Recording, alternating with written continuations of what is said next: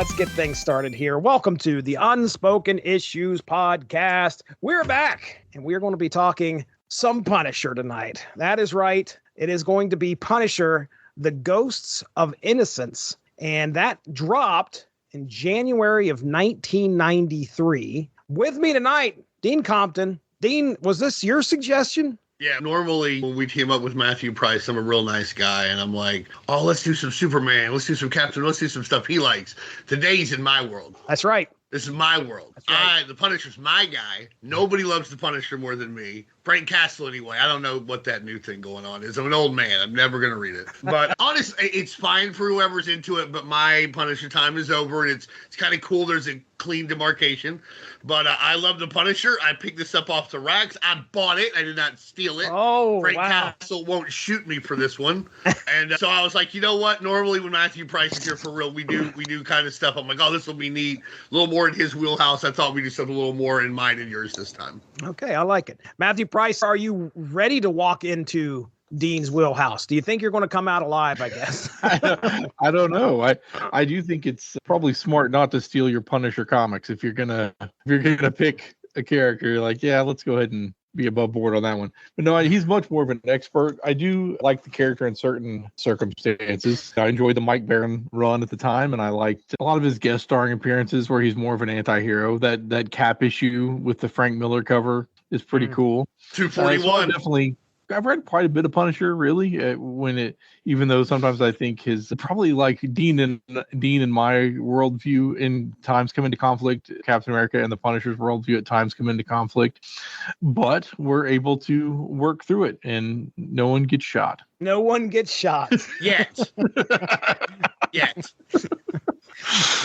So this book itself, is this the first time you had a chance to read it? Yeah, I don't think I read this in the 90s. I was and am kind of a Starlin fan, and I like Grindberg as well. But I don't believe I read this one when it came out. I think this is the first time I've read it. It's some stuff you're not sure, having read as many comics as I'm sure as we all have. You're like, have I read this one before? But I don't think I had. I think one of the things too for it that would have kept you from it, if you're not a big Punisher fan, this is like a $6 book in 1992, and because I think the cover date is like January 93, but I think it was actually out in November of 92 because that's when I remember buying it. But if you're not into the Punisher, it doesn't advance anything. There's no ramifications for a greater Marvel universe. And I remember, I don't know about you, Matt, or you, Jesse, but when it came to buying graphic novels, I was loath to do it because they didn't quote unquote count. Yeah. Like they didn't have that impact that the monthly crossovers or monthly titles would have. Right. I had a hard time letting go of $6.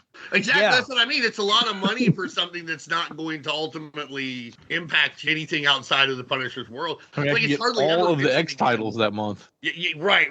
Because at the time there were 3. You were at $1.25, 2 at $1.75.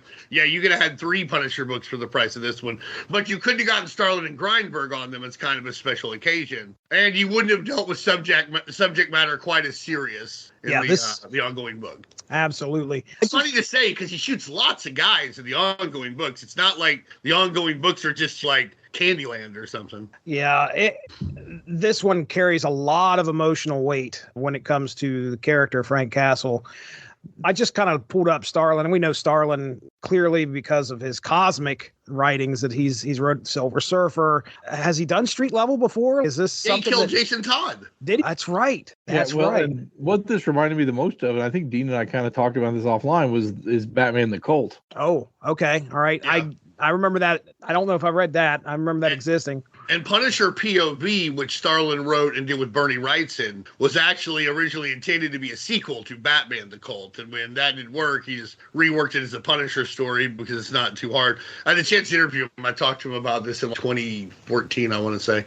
And yeah, he reworked it. And this feels very much in that vein of POV Batman the Cult. It's kind of a very serious look at real world ramifications for urban level vigilantism, which, as much as I love the Punisher, I'm not one of those people who's like, man, it sure would be great if the Punisher was real. No, that's not a way to solve problems. You can't blow up a social relationship. At the end of the day, this is not, Frank Castle is a psychopath on some level. And while I respect him and think he's great as a character, he's not great as a modality for solving social conflict. Agreed. The As far as Grindberg, you guys recognize that name at all on other books? Yeah, we did a run on Silver Surfer. He was kind of around, I think, even in the late 80s. He was a little bit Mignola-esque, I think, for a while. I think he's maybe a little more Buscema in this book. But yeah, he was sort of, and I don't know what his current status is, but he was a guy that's kind of on the precipice of being a big star. But I don't know that he ever quite broke in as being huge. But he had some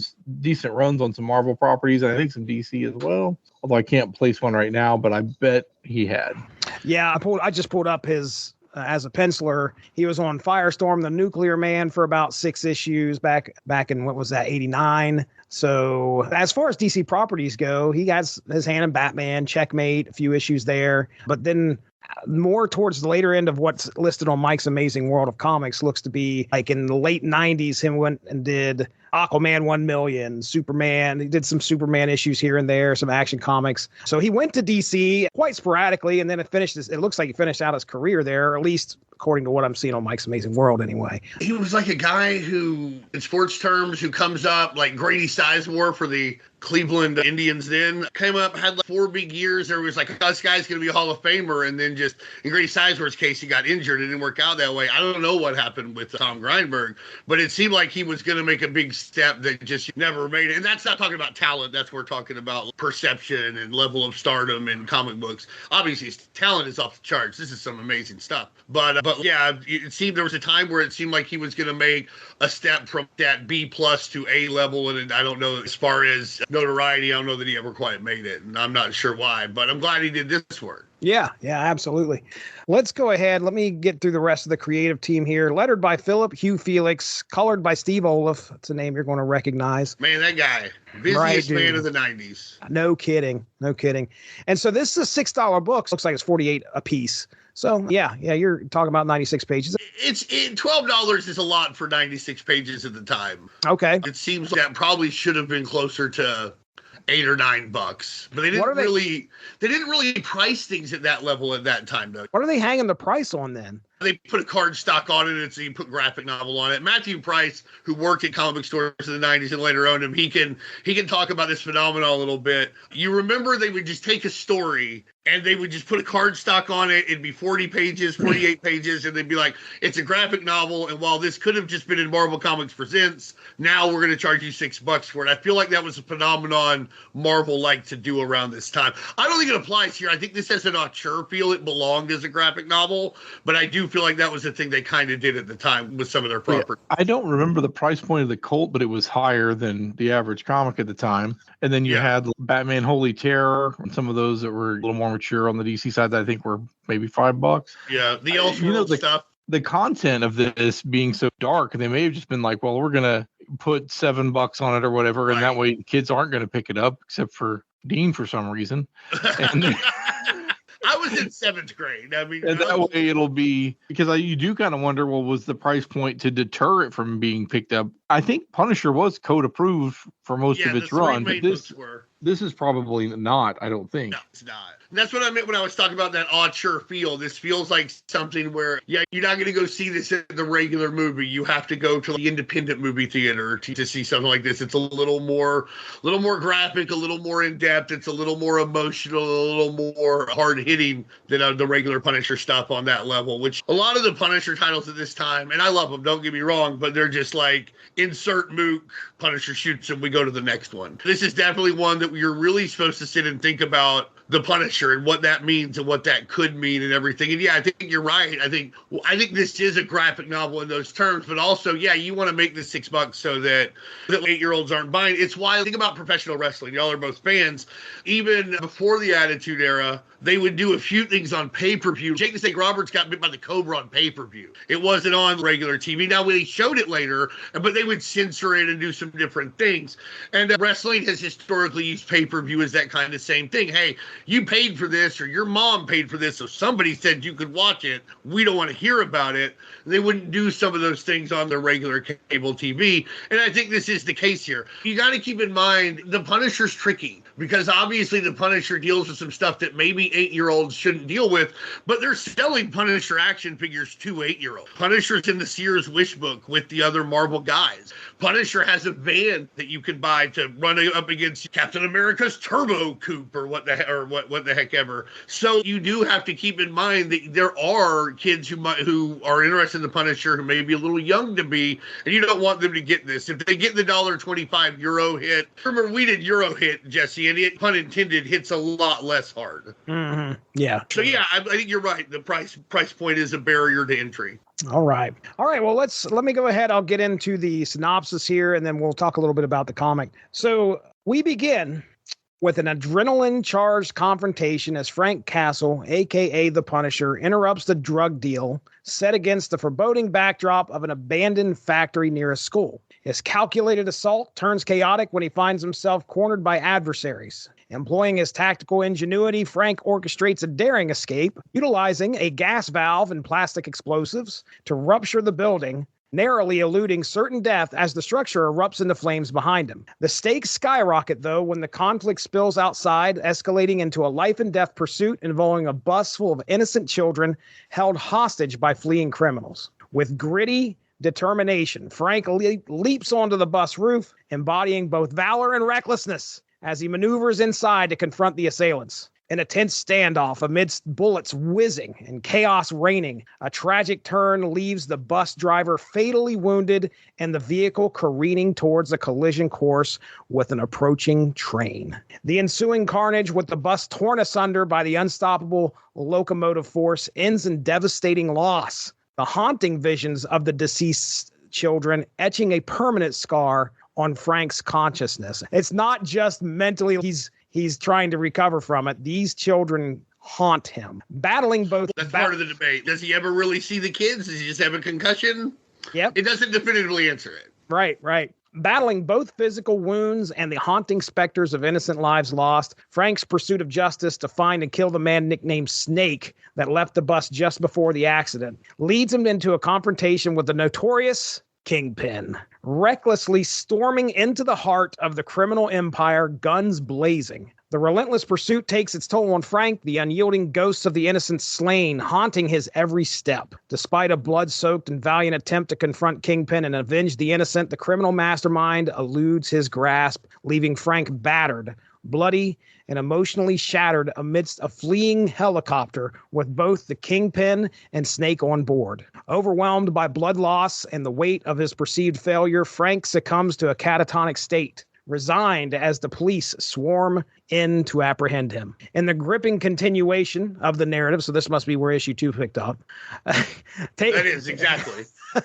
Takes a haunting turn as Frank lies motionless in a hospital, grappling with an existential crossroads. Haunted by visions of his deceased family and the children lost, Frank lingers between the realms, contemplating a reunion in death. However, his internal battle takes a tangible form when an orderly, manipulated by the Kingpin, attempts to snuff out Frank's life using a pillow to suffocate him. Fighting against the encroaching darkness, Frank defiantly resurfaces from the brink of death, determined to continue his crusade for justice, incapacitating the orderly and escaping the hospital as the ghosts of the innocents and his family linger on in the periphery. Frank's resolve solidifies, driving him back into the fray, tirelessly pursuing Snake, the elusive criminal linked to the tragedy.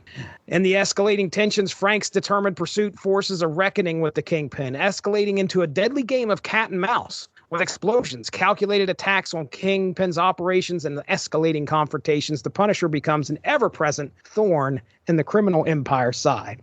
As the Kingpin ups the ante, increasing the bounty on Frank's head, the vigilante remains undeterred until finally the Kingpin relents and decides Snake is no longer worth the trouble of keeping him from the Punisher's grasp. As the thrilling climax unfolds in a desolate rail yard, a scene set for a final showdown when Kingpin's men toss Snake from a moving car. With precision and grim determination, Frank confronts Snake, a face-off culminating in a fatal dance orchestrated on the tracks where justice and fate collide. Despite Snake's futile attempts at survival, the inevitable conclusion unfolds as a speeding train hurtles toward him, delivering the ultimate judgment. As Snake meets his demise, the haunting ghosts of the innocent children finally depart, leaving Frank to grapple with the enduring memories of their tragic deaths. While justice might have been served, the emotional aftermath weighs heavily on the Punisher's conscience, ensuring that the echoes of the children's spirits will linger in his psyche for an indeterminate time to come.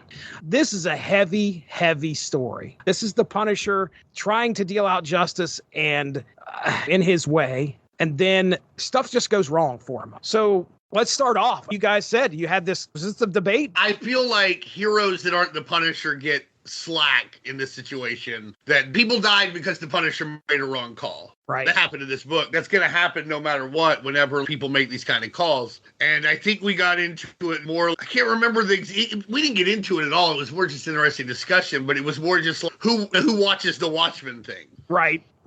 Well, and it's interesting in this story to kind of, and you guys might have even discussed this, but this happens and you don't see any of the other heroes coming after Frank, because that's what I was kind of expecting. I was expecting Spider-Man or somebody to show up and be like, dude, you messed up and we're bringing you in. And of course, that's, well, they'd all be hypocritical if they did. Somebody's died. If the kids dying are Punisher's fault, then Gwen Stacy is Peter Parker's fault. But right. I don't think anybody would agree with that. Okay.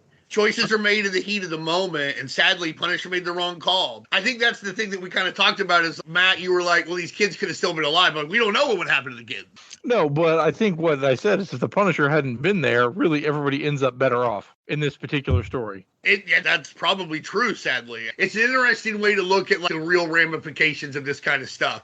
Everybody would have been better off in that country if the Avengers hadn't existed, that Ultron killed everybody in that country in the Busiek-Perez line, or the Perez run, right? If the Avengers hadn't existed, maybe Ultron would have killed all those people. Yeah, and I haven't read that recently enough to know, but I think in most stories, and I think he's playing with this on purpose, in most stories, the bad guy's killing people anyway or about to, and the heroes are averting it. I think he leaves it vague in this story, probably intentionally to make it more uncomfortable. Maybe if Punisher hadn't been there, the guy just robs whatever he was robbing, and yes, some property changes hands, but there isn't sort of the mass death that occurs. Right. Maybe he just drops off the kids at the next stop. Maybe he just gets off. Well, why would he even get on the bus? He wouldn't even have to get on the bus if the Punisher's not there. Yeah, maybe so. But everything could have gone wrong anyway. One of them could have been hopped up on crack and just went nuts and shot something and blown up the bus. But you're right. If the Punisher wasn't there, in a lot of ways, this goes better. But once he was there, decisions had to be made. And he made the wrong one, that's for sure. But once the decision had to be made, we just don't know what would happen. One of the things I was reading about, because our talk reminded me of this, was, have y'all ever heard of Operation Entebbe?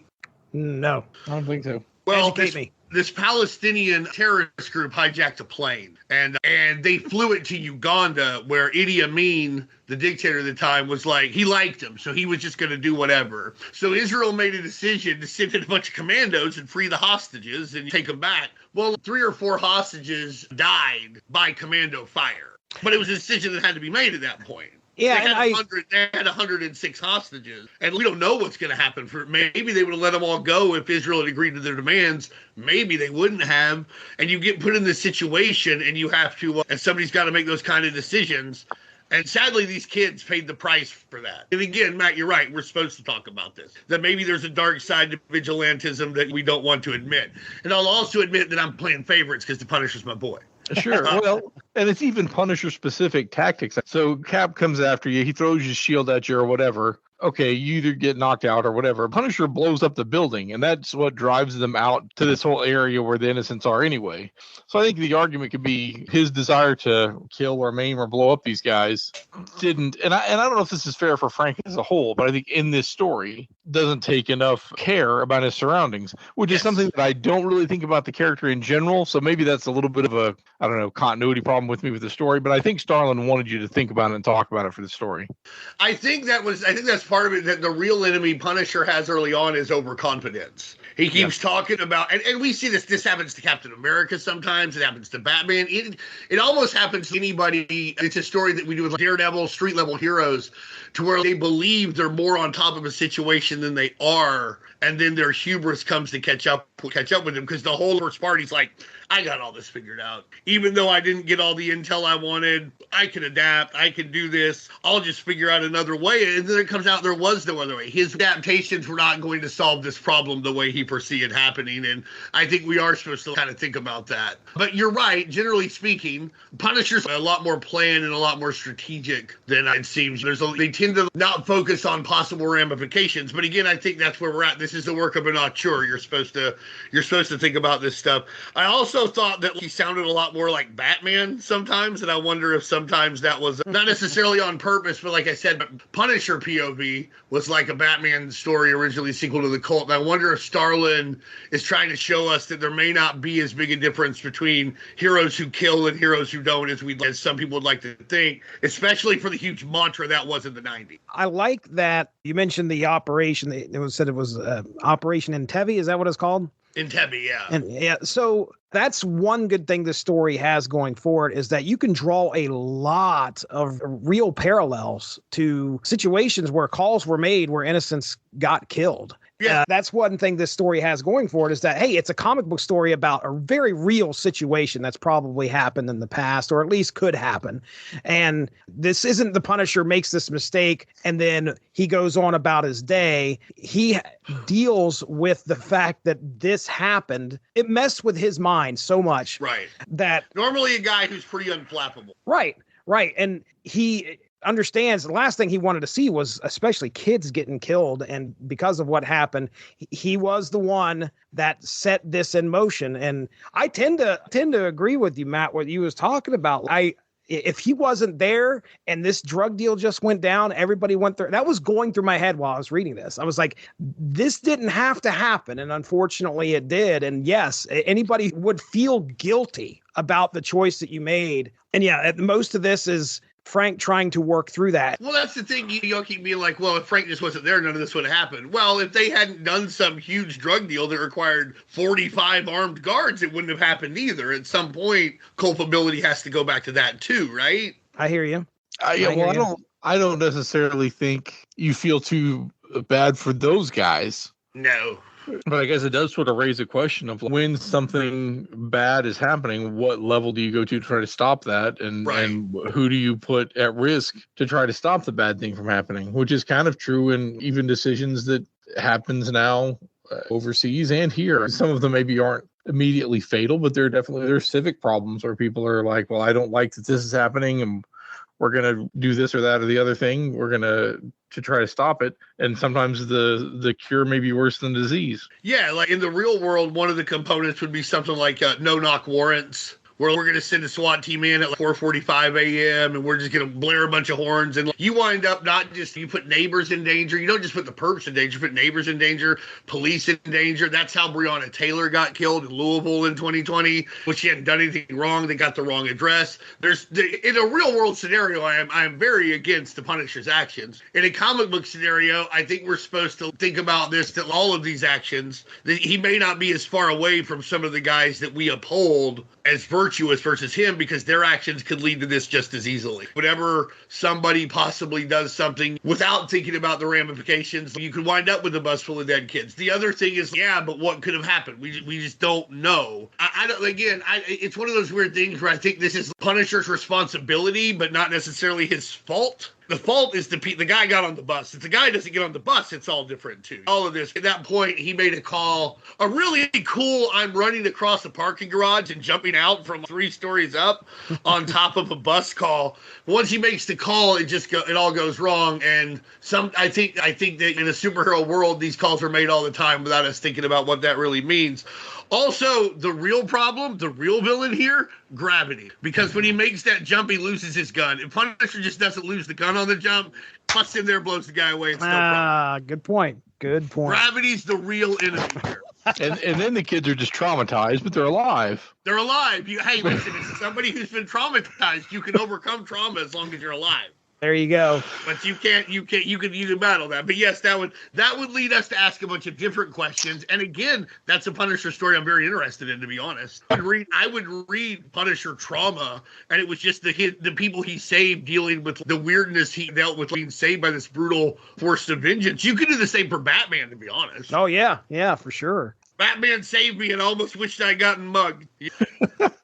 But you could. It's an interesting thing. Again, to me, that's what makes this a graphic novel worth the $6. We're going to get into some stuff that we're not going to talk about in comic books that we're marketing. We want people to read every month in, month out. And this is also a Punisher comic because I'm in Punisher groups. And like I said earlier, there's a lot of people who are just idiots. They're like, oh, the Punisher should be real life, blah, blah, blah. I wish a guy was going around blowing away child traffickers or whatever in real life. This is why you can't have a Punisher in real life, because this is inevitable. This will just happen. If right. Mistakes will be made. We are the people who are supposed to be trained to not let this kind of thing happen and make these kind of mistakes, make them all the time as it is. Now, one guy with a huge arsenal and a wheelbarrow full of PTSD is going to save the day. I just don't do that. In real life, no. In comic books, I'm all for it. It's interesting. And again, one of the things I keep coming back to is juxtaposing Frank Castle versus other heroes who say he's terrible, but the line between them isn't nearly as thick as they'd like to believe. It's like in Dark Knight Returns, what Batman said, where it's at the trial where all the superheroes are being told don't be superheroes anymore. He's like, yeah, we're criminals. We've always been criminals. Mm-hmm. I want to talk real quick about the Punisher and the Kingpin, it's a fun relationship to see that happens in this book. So Matthew Price, tell me what you thought here, man, of the Kingpin showing up, being a part of this, and Punisher taking a run at him, and some of the stuff, some of the fallout too. Yeah, that was one of the more enjoyable parts of it. I thought was the Kingpin and him kind of raising the stakes, and then Punisher kind of doubling down, and which of us can be more stubborn in our resolve to do this the way that we want to do it. So I like that part. And then the Kingpin eventually is just like, you know what, I'm cutting my losses here. So a businessman at the end of the day. Right, yeah. Dude. Right. That's what I think. That is what you kind of saw how they were similar in character and then how they differed in character at the end when they're like, okay, ultimately this is a business and it's not a crusade. And Frank is like, ultimately this is a crusade and not anything that makes any logical sense to anyone. So I will take this farther than it logically should go because it is not about anything logical to me. It's true. So yeah, so I liked the Kingpin showing up, and I liked kind of their tussle there through intermediaries. There is a moment in the book where Frank is just in straight up all broad daylight in us get up, guns in hand, walking into the Kingpin's building, and he just doesn't care. That is a great moment to watch him just stride in there. And of course, he's taking people out left and right, but no matter what, he's got to go to the next floor and then the next floor. It's this massive gauntlet until finally he gets all the way up there, and the Kingpin's already out the door. He's already on the helicopter as soon as Frank walks into the office. And by that time, he's beaten and bloody and just falls down. It's similar to the PC game, right? He just goes. Did you play that game? I'm sure you have, Nate. The 1980s Punisher PC game where you just got to go floor by floor. I've seen it, but I've never gotten to play it because I didn't have a PC. I need to play it on DOSBox. But yeah, it's like elevator action, but the ante is very, very. Yeah, honestly, this is Grindberg shows off during this part where it is delightfully violent. And I think this is another thing you're supposed to think about. A minute ago, you were like, how can these things happen? This is terrible. Now you're watching Punisher cut through these guys like butter. Like, yeah, get him, Frank. He doesn't kill the mailman, but is there a janitor on the other side? Is there a guy who's just like doing some TPS reports? He actually works for the spice part, right? He's like, goddamn, the paprika's up. We're losing our shirts on paprika. And the Punisher accidentally wings him. All of a sudden, you've forgotten that that's a possibility because you're so caught up in how cool and awesome this. And Frank's right. It's also the argument. Here's the thing: is Punisher seeing these kids? Are they ghosts? Is it metaphysical, or does he have a concussion? I don't know about whether he sees the kids or not, but he definitely has a concussion. The medical guys say it later, after he gets picked up by the cops and he's taken to the hospital. But also earlier, Frank's like, I think about everything. I'm cold. I'm calculated. I got this all figured out. He gets back and he's like, well, gas up the van. I'm going right to the front door. What is it, 3:15 p.m.? I'll just walk in here with an M60 in my hand. And it was so decidedly not him. You know he has a head injury. This just isn't something that he would contemplate or anything. It's also against... They're going off the Mike Baron template after the Kingpin Rules storyline, which is that Punisher and Kingpin have an uneasy ceasefire. It's not a truce. We've all read Gang War and Amazing Spider-Man, right? If Kingpin is gone, there's going to be a lot more violence in New York City and up and down the coast, because now all these guys will start scurrying for position. Yeah, Hammerhead wants his all of a sudden. The Slug will be the new Kingpin or whatever. So I'm going to kind of leave you alone, and you kind of leave me alone. And he goes against that here. But yeah, him going up there, it is going up the tower just straight up. It is beautiful. It is terrific Punisher, grade A. This is part of why you're here too. You're like, I want to do some thinking, but let's see some mindless shooting for. Oh yeah. Rooting for the Punisher to get up there and finally get the Fat Man. Right. Is it going to happen? You mentioned the whole gang war thing, because that's mentioned. Microchip is like, we can't really take this guy out. And of course, Frank is probably biting his lip and like, yeah, you're right. But there's a moment where Frank takes out a dude while Fisk is just sitting right there in the limousine, if I remember correctly. The bullet comes through. Yeah. Takes him right out in front of him, and Fisk is just sitting there, I'm sure, just pissed that he... Well, yeah, because he was going to arrange the law, that they were on their way, because I'm going to... he's like, I'm going to meet 3 assemblymen. There's some legislation I want passed in Friday's setting. Now he can't go. He's going to be here for 5 hours, having to explain why 6 people just got shot around him and how last week his whole building got shot up. It's a good thing he owns part of Damage Control, right? Because he's back in business 10 minutes after his whole building is blown to. He's just back. No big deal. We're just doing the Fisk Tower. We'll just keep going. Yeah. So yeah, certainly that's Frank's game. After his run-in with his family and a crazy orderly, it's time for him to, if he can't kill Kingpin, he's going to make Kingpin reconsider this business decision. Oh yes, it is becoming extremely costly. It's a game to you. Well, I'll win this game. Yeah, because you think you know the rules of this game, but Punisher's the one who's actually making the rules of the game. It's like Roddy Piper. Just when you think you got all the answers, I'll change the question. Right. All right. Well, then, Dean, talk to me about Snake and Kingpin. I don't think Kingpin had ever met Snake before. I think you're correct. I don't think he gave a Snake got killed great. I don't think Kingpin thought twice about Snake. I think Kingpin thought a lot about the Punisher. Mm-hmm. But no, he didn't care about Snake. Snake's a low-life goon who he's fodder to be moved. He is less than a pawn. Kingpin would be like, Snake is a piece that you use when you're playing checkers, not chess. He's not good enough at chess.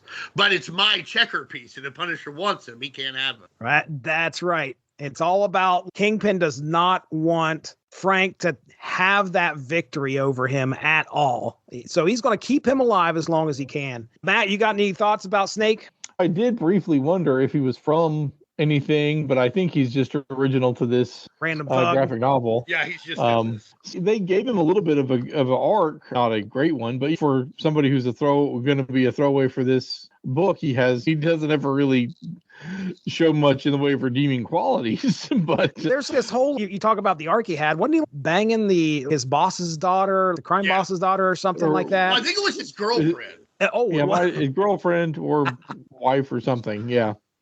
And I was like, I was waiting for that to actually turn into something, which it doesn't really. It just is there. It's part of giving you who Snake is. And he's just reminds you why this guy's called Snake. He's a dirtbag. Yeah. Like nobody likes him. His one redeeming quality is being loyal to the Kingpin, but I would argue he wasn't loyal so much as he was just smart enough to understand that taking off with this money, if he thought being on the bus with Frank Castle was bad, taking off with the Kingpin's $400,000 would be even worse. Right, dude. Right. Well, probably not worse, but more or less the same. Punisher one time goes to a space station to kill some people, so it's not like he's not going to chase you down here.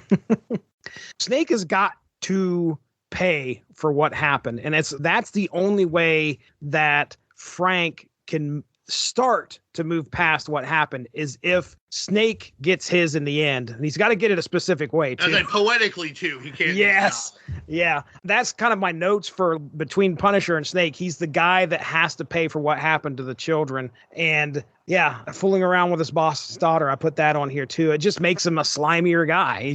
You really don't like this dude? Okay, well, here's another reason why.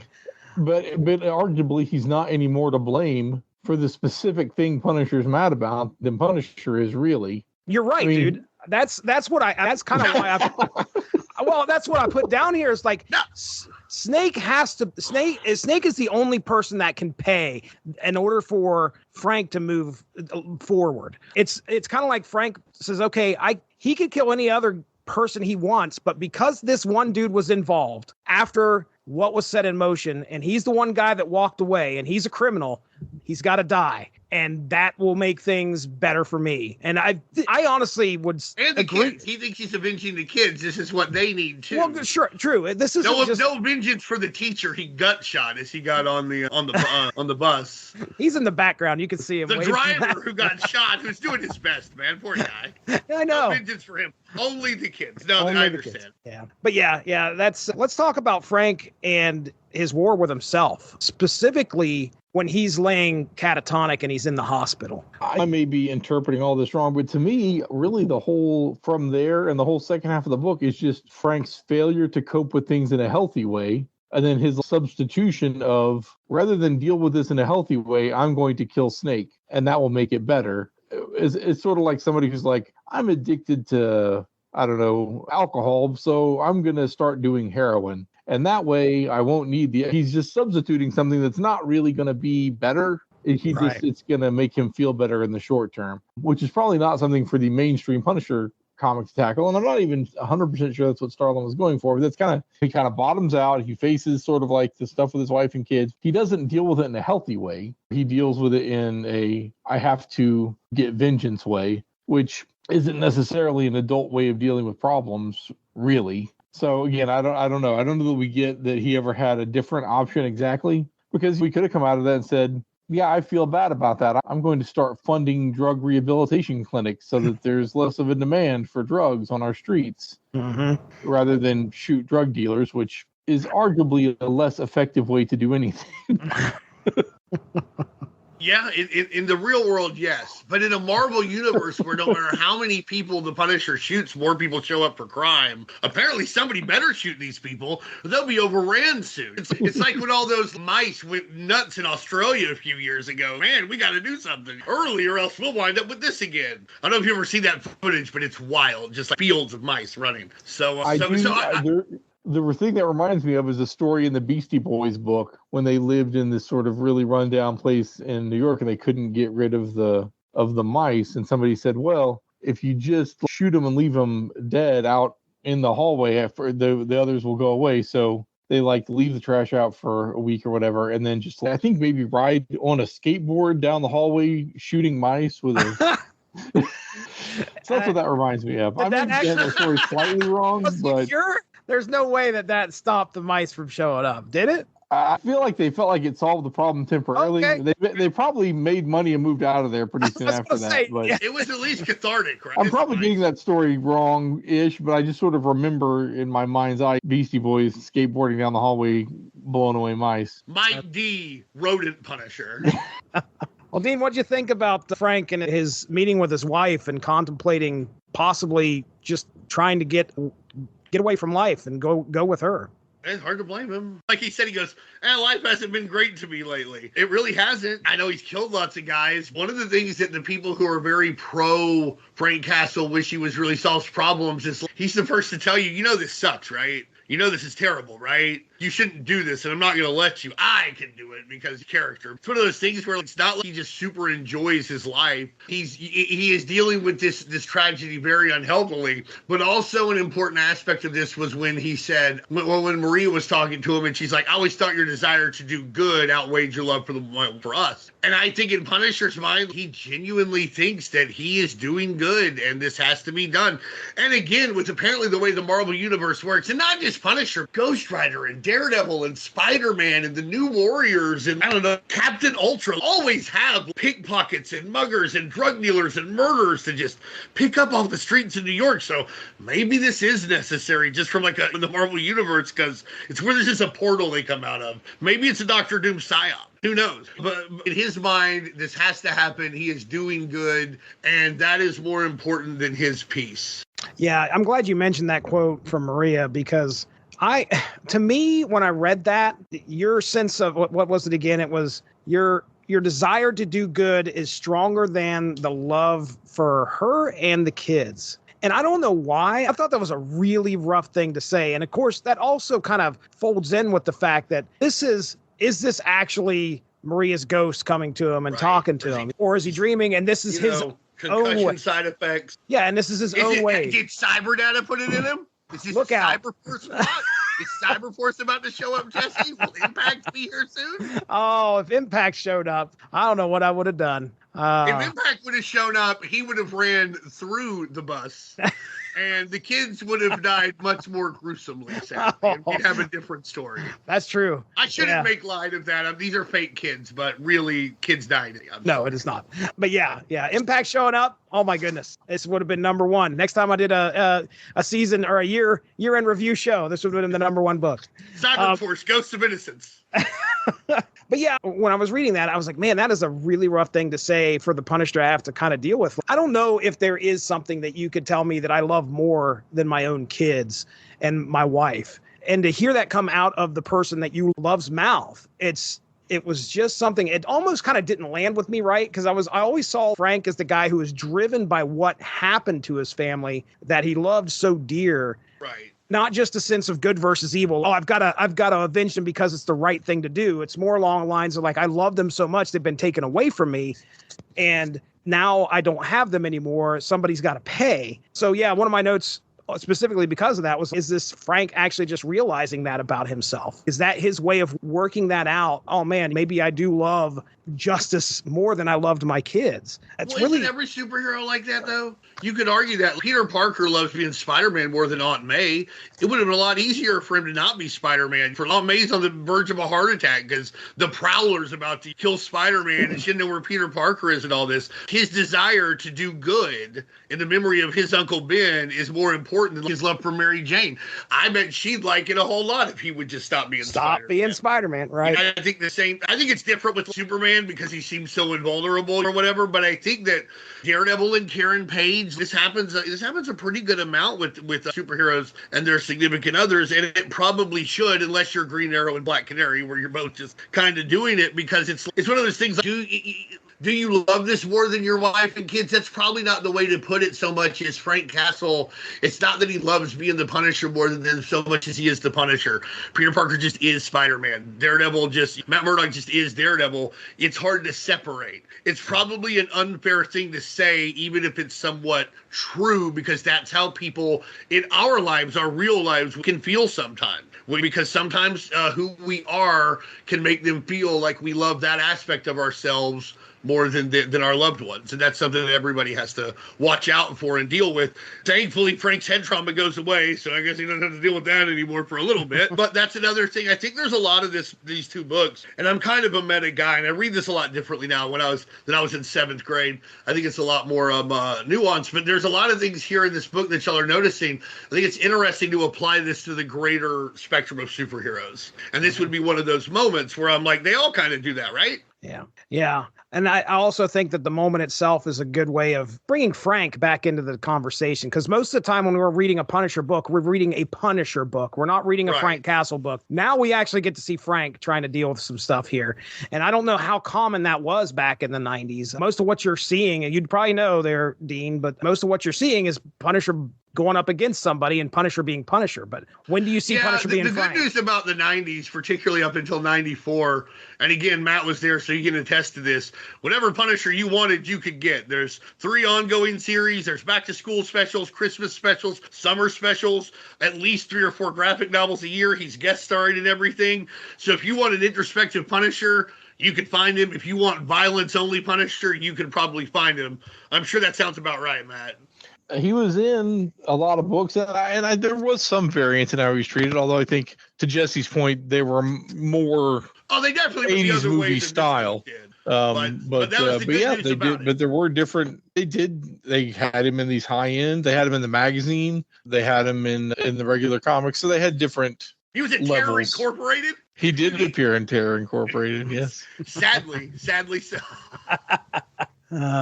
All right. Well, the last thing I have here on my list is let's talk about our favorite moments in the book. There's a few for me. I'll go ahead and start. I think it's the very end when the ghosts finally disappear, but Frank understands that they may be gone, but he's always going to be thinking about them. And yeah, again, it's another thing that feeds right into the emotional impact of this book, the heaviness of this book, that these are not deaths that, yeah, you're not going to see them. Most likely these kids are not going to be brought up again in continuity, but I don't think they are at all. yeah, this is something that will stick with Frank. And that's what makes this story so impactful, is that it happened to him. And he's saying right at the end of this book that he'll never forget it. So each time you read a Punisher comic from there on out, if you've read this one, you could be thinking, well, all that weighs on him still. So sadly, it's the only way his family gets bigger now. Any failure he has becomes part of this family that compounds his trauma, and then that leads him to do more killing, which will lead to another mistake, which then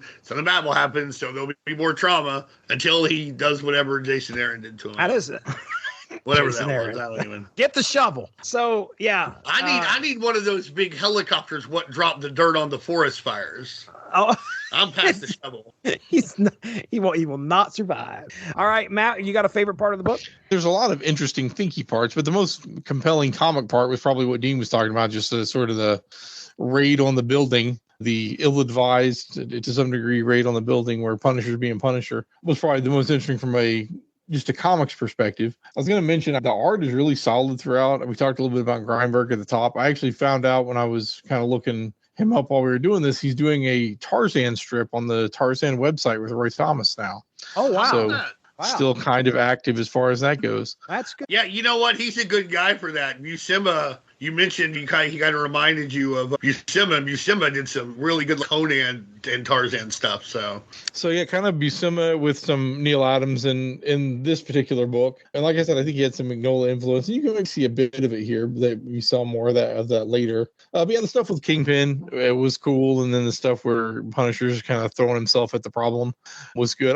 I was interested in some of the psychological aspects, even though that's maybe not what I would read all the time with this character, but I do think it was interesting to dig into it. Yeah, welcome to my wheelhouse, Matt. Welcome to my nightmare. I'm Alice Cooper over here.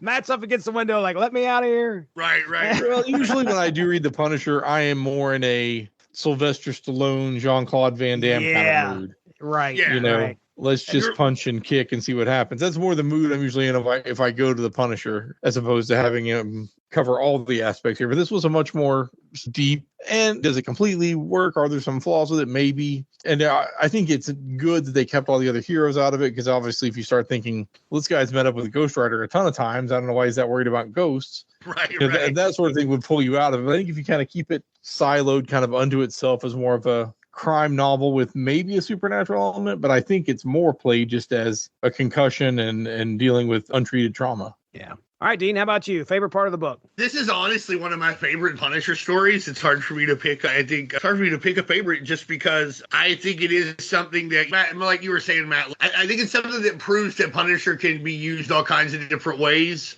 And one of the ways that I really like is that the Mike Baron feels like a really good straight to VHS action movie. Be named something like, I don't know, like Red Chopper, and somebody's jumping off a helicopter, shooting a bazooka as they go, and everybody's having a good time.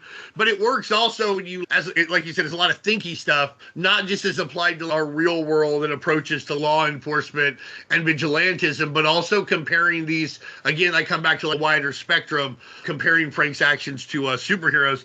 I think my favorite part is, I think it's probably also the assault on the Kingpin's building, just because I think there's a lot of it that has no word. And whoever laid this out, Starlin's a great penciler in and of himself, so he might have provided some loose layouts, or Grindberg could have done it on its own. They could have done it Marvel style.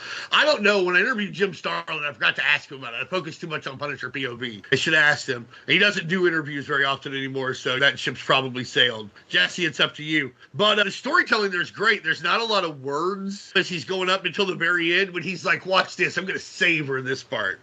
But it's just, it made me feel like I was a part of this violent firefight that came out of nowhere. This is an office building. It's 3:30 p.m. It's Manhattan Island. It made me feel like the day had been disrupted incredibly. I do like the very end, though, where he shoots a snake in the legs with an M1 carbine while mocking his Uzi. It's very funny. He mocks Uzis a lot here, but in other books he loves Uzis. I think writers just know a gun and then decide whatever they heard last about it, that must be what the Punisher thinks about a gun. The only canonical thing that we know about Punisher and guns is the Punisher Armory, 100% all written by the same guy. So we can say That's what he really thinks about those guns. I also love the cover for issue number 2. It has a very Punisher 2099 feel. Mm-hmm. It's red outlined, and then there's the red, and there's a railroad crossing behind it, so there's the red lights and stuff.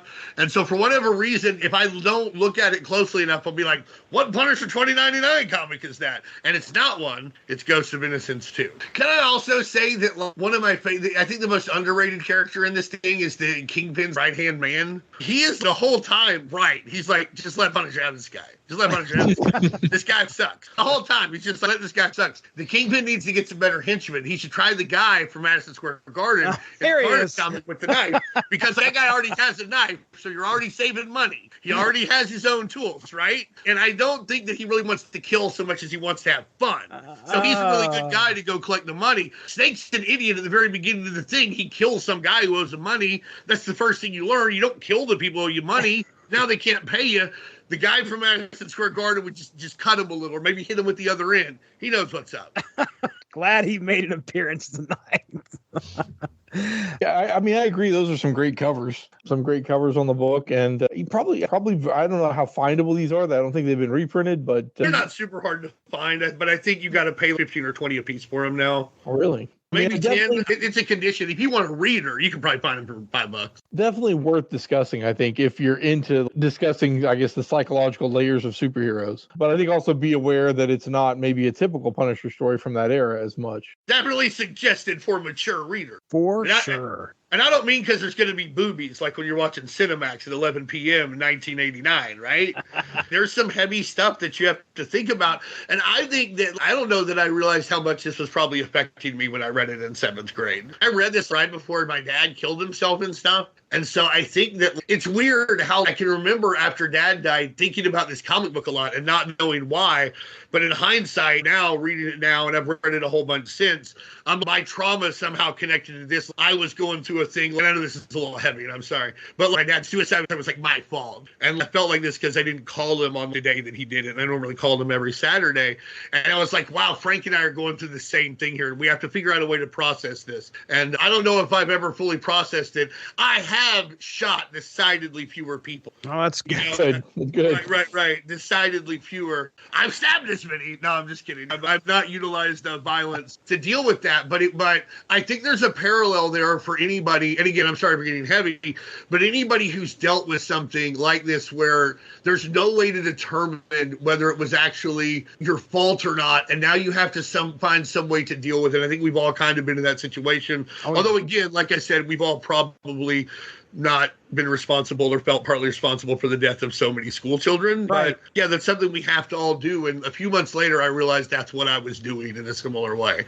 And now when I come back to this, I kind of look at it more like this. But hey, if you just want to flip through it real fast, there's a lot of cool Punisher shooting guys. In the second one, where he does the sniper thing to the Kingpin and shoots the paper, and while he's in his hand and he calls him, he's like, "Hey, buddy, how's it going?" There's a whole bunch of cool Punisher moments and normal Punisher moments, but there's definitely something that for you to think about in regard to yourself and what it means for superheroes and what it means for law enforcement tactics and things like that. And I think, I know you may have looked, Jesse, the only time Grindberg did the Punisher. Probably.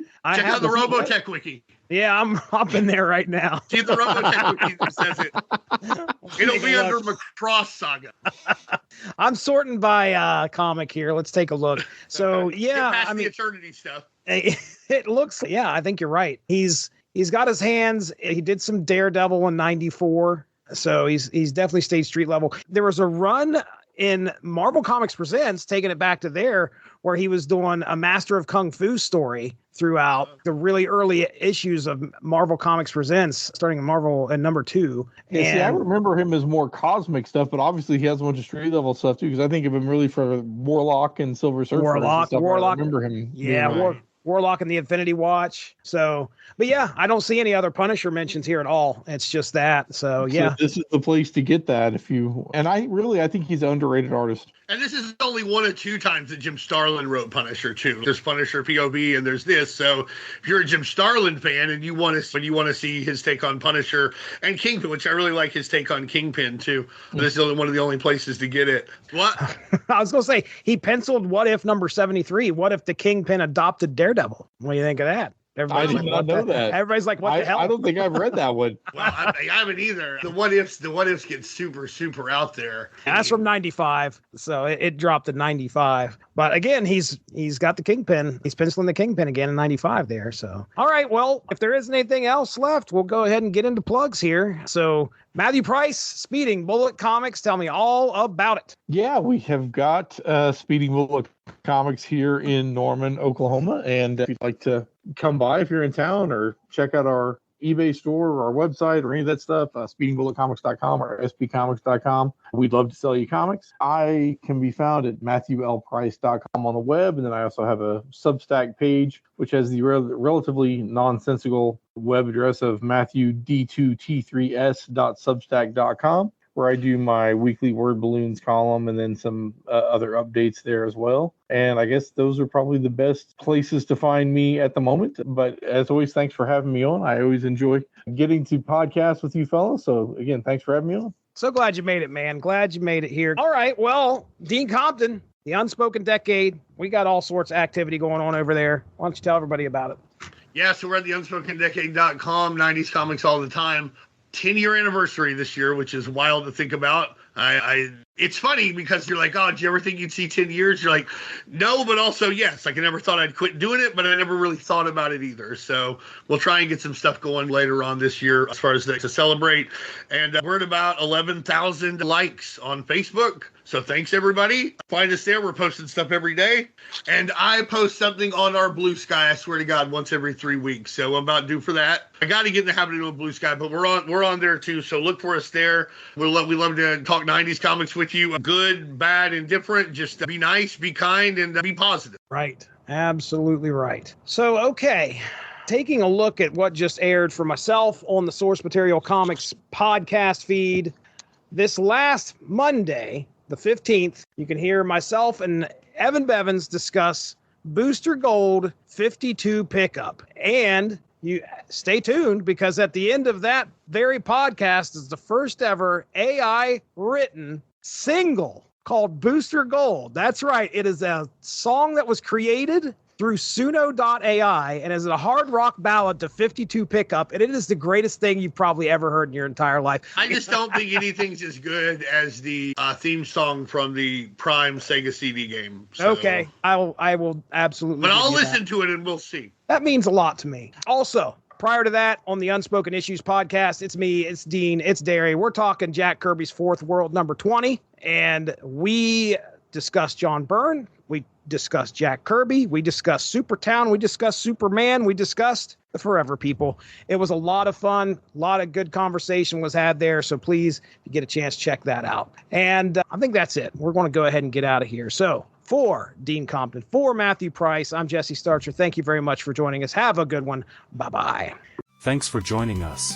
Unspoken Issues is part of the UnspokenDecade.com, the home for 90s comics, blogs, and podcasts.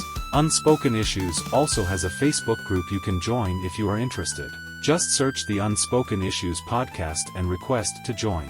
All of this would not be possible without W2Mnet.com, so make sure to seek them out for more podcasts. If you enjoyed what you heard today, please feel free to share, and we look forward to entertaining you again soon.